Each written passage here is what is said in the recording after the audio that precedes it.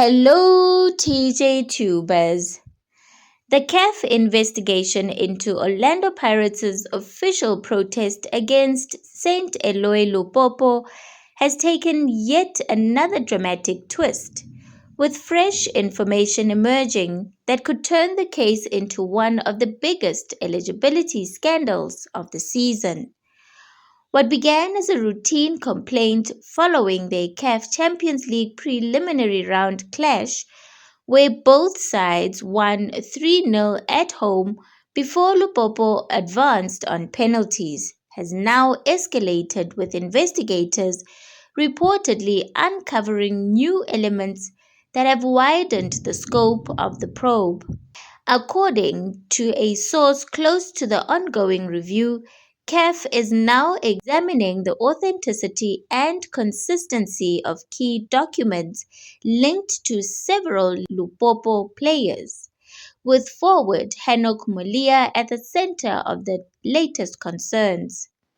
While dual nationality is normal in modern football, the source explained that the investigation is not focused on how many passports the player holds, but rather whether the passport information submitted to CAF is legitimate and consistent. The integrity of details such as date of birth, name spelling, and identification numbers is now being scrutinized against what was originally uploaded into the CAF Competition Management System, the CMS.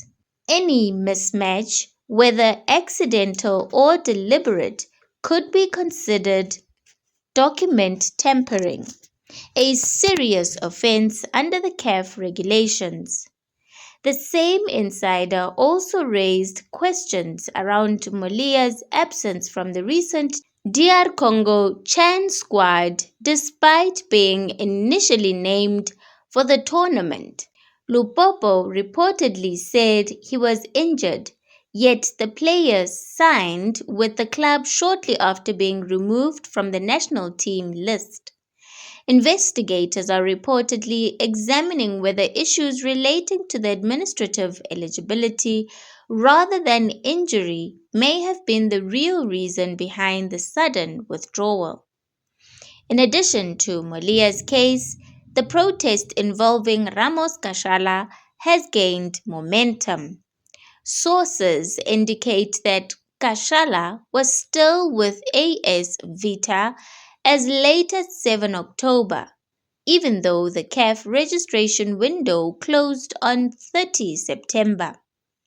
The transfer was allegedly stalled due to an unpaid fee owed to his former club. This timeline is expected to form a crucial part of CAF's assessment, given the CMS timestamps every registration and blocks backdating. The question now is, how was Lupopo able to register Kashala on time?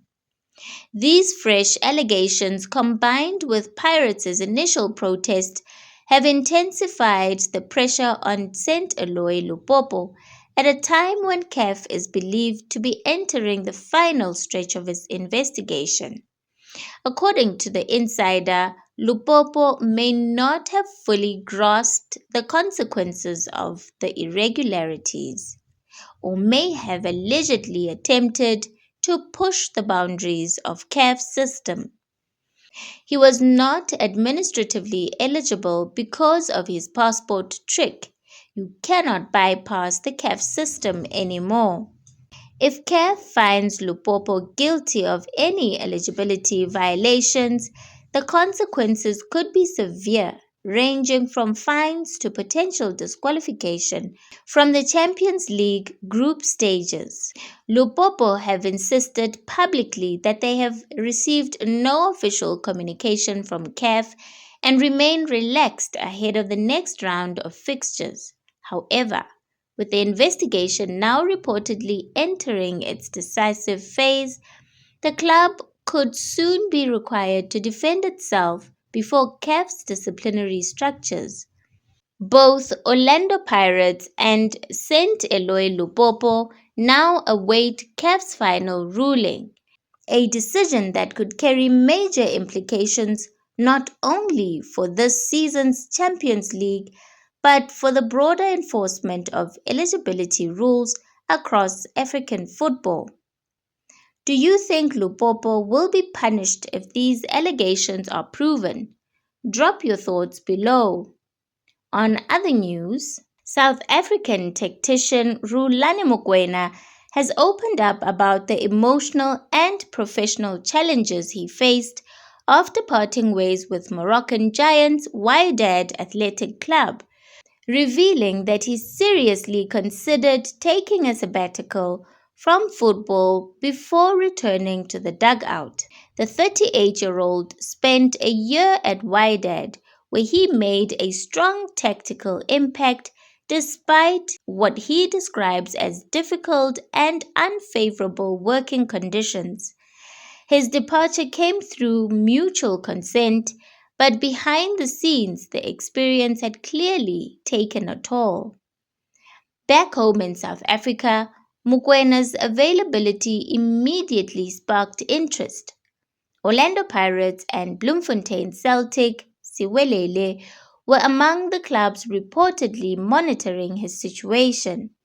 Beyond local shores, several African powerhouses and even clubs from the Middle East were believed to be chasing his signature. But in a surprising twist, it was MC Alger of Algerian League One who secured his services. Speaking after his appointment, Mokwena revealed that the decision wasn't as straightforward as it seemed.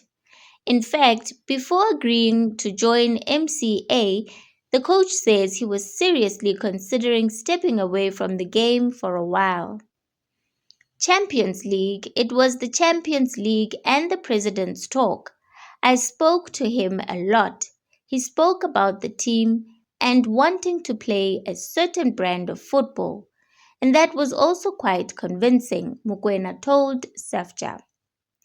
I watched the squad, analyzed the games. I felt it was a squad that was settled and could adopt the principles I wanted to develop. But Champions League for sure.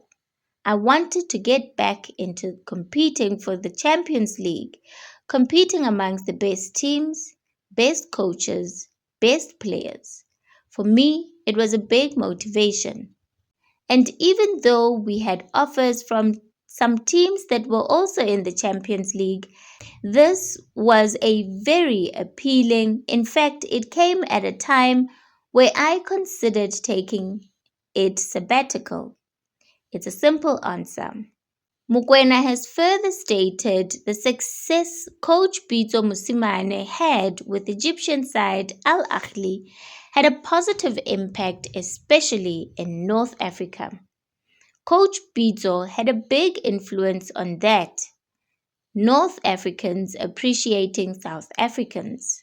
He continued, his success with Al Ahly was probably the door opener, not only his success on the pitch with regards to what he did in Champions League, but also with regards to his work and conduct as a professional coach.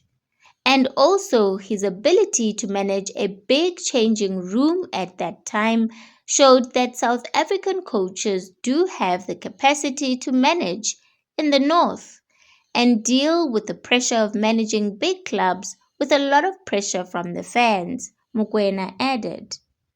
Coach Pitso deserves a lot of credit for opening the way.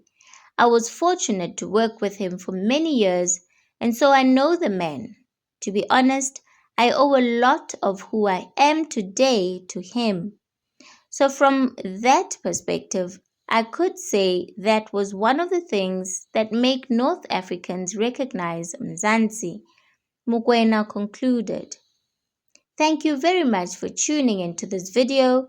If you haven't subscribed yet to this channel, please make sure to subscribe and give this video a like. Thank you.